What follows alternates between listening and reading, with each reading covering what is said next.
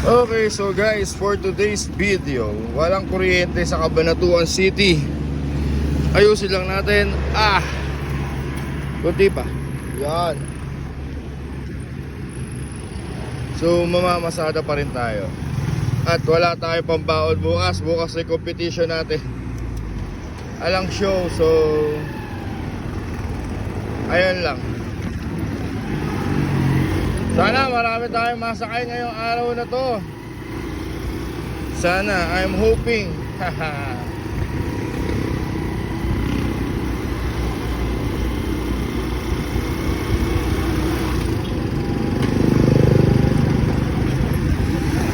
Sakay!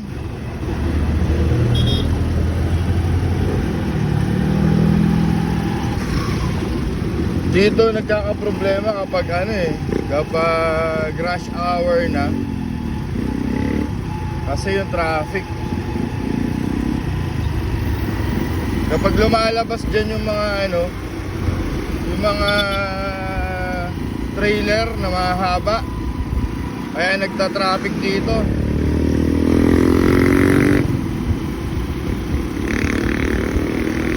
Hindi naman nababantayan ng traffic. Dito nababantayan ng traffic, pero doon sa kabila hindi. Kaya sobrang haba ng dito na traffic kapag hapon. Kahit yata bigla na lang lumiliko si kuya. Liko muna bago signal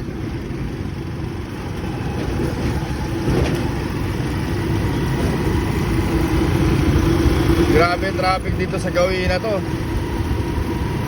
Kaya kapag mga bandang alas 4 hanggang alas 6, kung nagmamadali kayo, huwag kayo dadaan dito kasi talagang iinit ang ulo ninyo.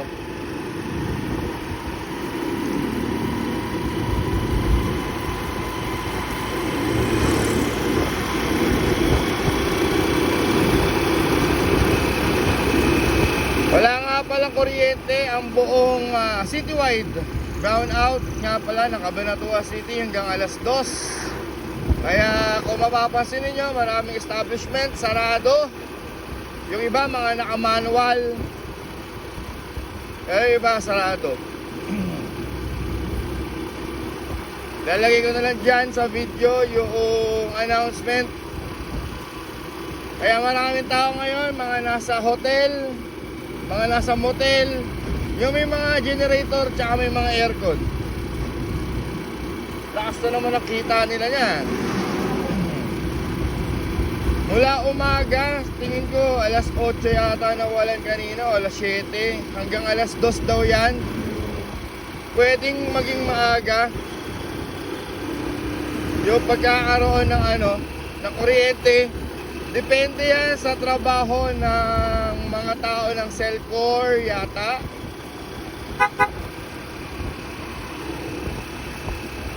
Kaya 7-Eleven sarado. Ay, bukas pala, kaya lang may generator sila. Kaya yung iba dati yung iba nung talagang matagal na nawalan ng kuryente sa Cabanatuan, nag-invest sila ng mga ng mga generator. Well, kasi kapag may generator ka sa bahay, gastos talaga yon. Iba pa rin yung naka-solar yung bahay mo. Kaya mas maganda i-solar yung bahay. 300,000, 200,000. Pero kung naman yun, habang nabubuhay ka at habang buo yung system, kalang malaking tipid yun. Halos almost zero yung mo nun, yung bill pag ganun.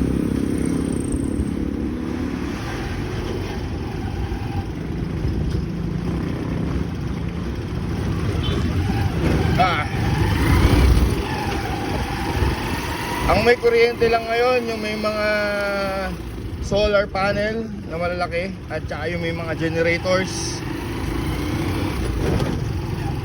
Well, sa generator kasi lugi ka rin doon, gagastos ka. Sa solar wala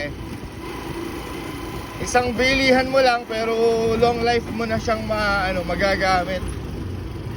Hassle free.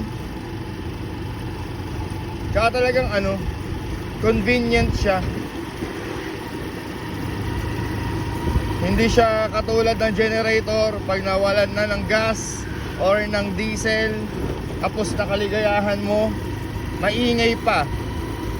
Yung solar, kapag malakas yung solar mo sa bahay, kayang-kayang mag-aircon, kayang-kayang mag-electric fan, mag-ref. Wala kang problema sa solar.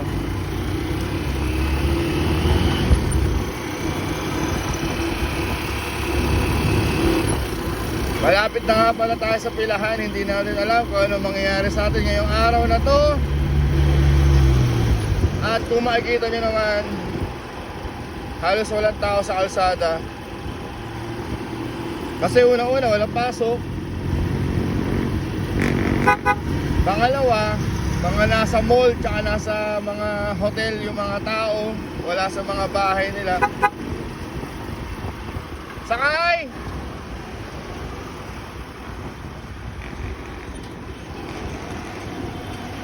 May mga offices, ganun din. Wala din tayong traffic lights. Pero wala traffic kasi nga walang tao.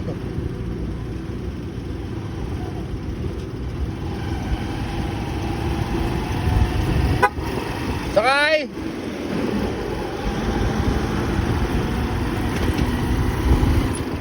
May mga bangko pa rin naman, kaya lang may mga rin, may mga tawag dito, generators.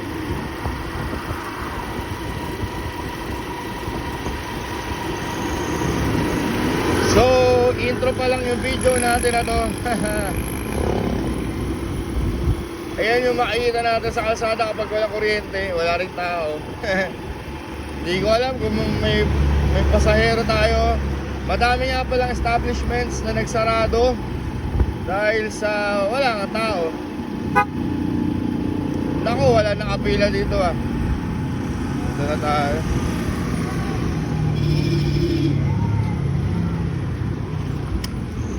Wala nakapila, solo natin. Dito tayo.